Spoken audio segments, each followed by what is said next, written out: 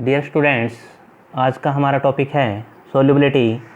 According to definition, the maximum amount of solid that can be dissolved in 100 gram of solvent at certain temperature is called solubility. Solute की जितनी quantity solvent में dissolve होती है उसे ही solubility कहते हैं।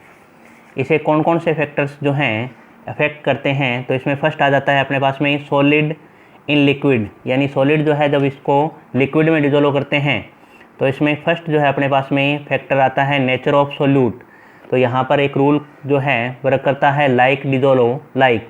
It means polar substance जो है वो पोलर में ही डिसॉल्व होगा। यदि सोल्यूट जो है उसकी नेचर पोलर है तो वो पोलर सॉल्वेंट में ही डिसॉल्व होता है। फॉर एग्जांपल NaCl और KCl जो है वाटर में सोल्यूबल होते हैं।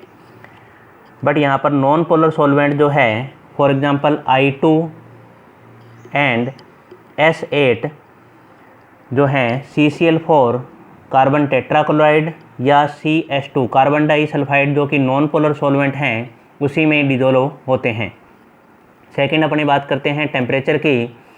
तो यहाँ पर एक प्रिंसिपल जो 11th क्लास में आपने पढ़ा है ली सेटेलियर प्रिंसिपल, उसके अकॉर्डिंग यदि रिएक्शन एक्सोथर्मिक है तो यहाँ पर टेम्परेचर इंक्रीज करने पर टेम्परेचर यदि आप इंक्रीज करोगे तो सोल्युबिलिटी जो है वो डिक्रीज हो जाती है। बट एंडोथर्मिक रिएक्शन जो है उसमें टेम्परेचर जो है इंक्रीज करने पर सोल्युबिलिटी जो है वो इंक्रीज होती है।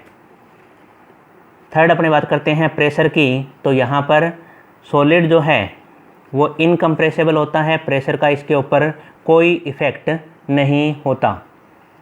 सेकंड अपने बात करते हैं गैस इन लिक्विड। जब आप गैस को लिक्विड में डिसॉल्व करते हो तो इस कंडीशन में कुछ फैक्टर जो हैं इसको इफ़ेक्ट डालते हैं। फर्स्ट अपने बात करते हैं नेचर ऑफ सोल्यूट की।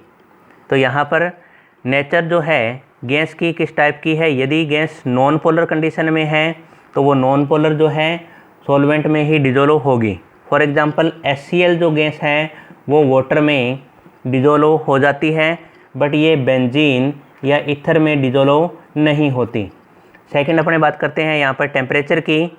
यदि आप टेम्परेचर इंक्रीज करते हो तो सोल्युबिलिटी जो है यानी गैसों की जो सोल्युबिलिटी है वो डिक्रीज हो जाएगी, क्योंकि यहाँ पर गैसें जो डिसॉल्व हैं टेम्परेचर इंक्रीज करने पर ये गैसें जो है यहाँ से वापस रिलीज हो जाती हैं। इसलिए टेम्परेचर इंक्रीज करने पर गैसों की जो सोल्युबिलिटी है वो डिक्रीज हो जाती है। थर्ड अपने बात करते हैं प्रेशर की। तो यहाँ पर प्रेशर जो है इंक्रीज करने पर, मान लो यहाँ पर अपने पास में लिक्विड है और इसके ऊपर गैसें हैं और आपने पिस्टन से ऊपर प्रेशर लगा रखा है, तो प्रेशर से जो है गैसों की सोल्युबिलिटी जो है इंक्रीज हो जाती है। यानी जितना प्रेशर आप लगाते जाओगे उतने ही गैसें जो हैं ज़्यादा डिसॉल्व होंगी। यहाँ पर एक लॉ काम करता है जिसको अपने बोलते हैं हेनरीज लॉ। तो यहाँ पर हेनरी लॉ जो है उसके according mass of gas directly proportional होता है प्रेशर के। मैथमेटिकली अपने देखें तो mass of gas is directly proportional to pressure.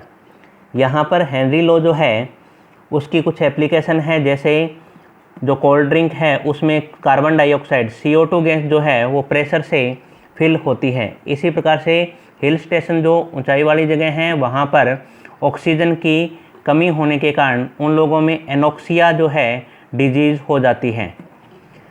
यदि अपने हेनरी लॉ की लिमिटेशन की बात करें तो यहाँ पर अपने कह रहे हैं कि प्रेशर जो है वो इंक्रीज़ करने पर मास ऑफ गैस जो है वो भी इंक्रीज़ होता है। बट यहाँ पर प्रेशर जो है ज़्यादा हाई नहीं होना चाहिए, यानी प्रेशर को ज़्यादा हाई नहीं रखना है, टेम्परेचर जो है वो ज़्यादा लो नहीं रखना है। प्रेशर ज़्यादा हाई नहीं हो, टेम्परेचर जो है वो ज़्यादा लो नहीं हो। इसके अलावा गैस जो हैं अपने बात करें तो ये गैसें जो हैं डिसॉल्व होनी चाहिए। यदि अपने सॉल्वेंट के अंदर डिसॉल्व करें तो यहाँ पर केमिकल रिएक्शन जो है उनके बीच में नहीं हो और सॉल्यूशन जो है वो डाइल्यूट कंडीशन में हो, यानी गैसों की जो सोल्युबिलिटी है वो इसमें कम होनी चाहिए, यानी सॉल्यूशन जो है वो कैसा होना चाहिए, डाइल्यूट होना चाहिए।